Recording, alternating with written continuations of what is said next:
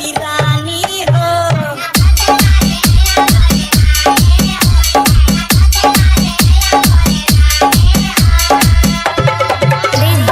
राजन राज सही बताओ तनी देखी हमर कमर कितना पिराता। भूखिया मिटाई हो पियसियो कराई।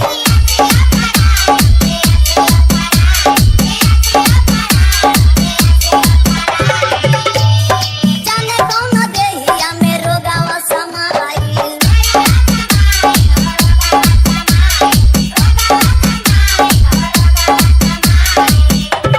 रही रही देहिया में उठे अंगड़ैया मोरे राजा जी सोनो लिया का दवैया मोरे राजा जी।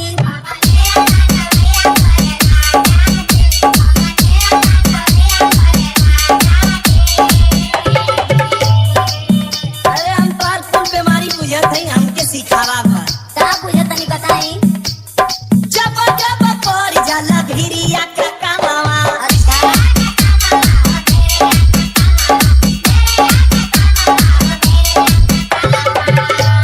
लागे लुकी नावे गोरी रोगावा का नावा।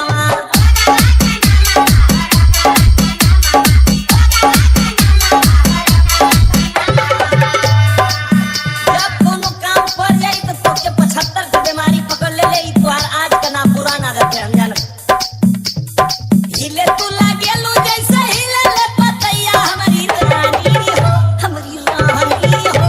पहिना ठीक कर ही गैया हमारी रानी हो।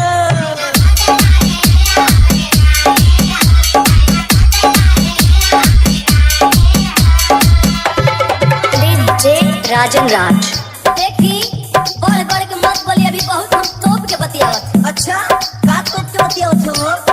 तोपी के कहिला नहीं तो हके बुझाला।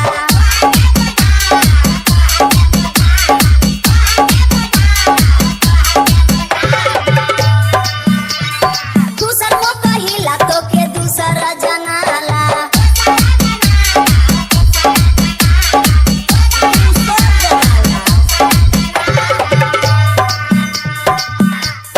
इहे रोग तोहरा पटल के जोगो सैया मोरे राजा जी मोरे राजा जी। तोहू खोजा त दवैया मोरे राजा जी।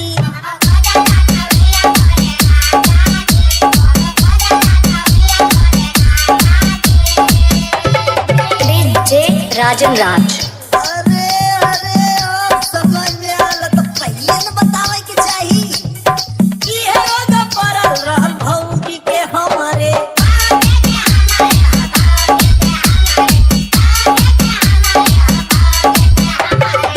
अरे खटिया पर सुतल वो रातो दिन पहरे। एकदम करम मत मोच का पूछी गईली रानी बाजी अंगने बधैया हमारी रानी हो, हमारी रानी हो। कहना ठीक कर ही गैया हमारी रानी हो।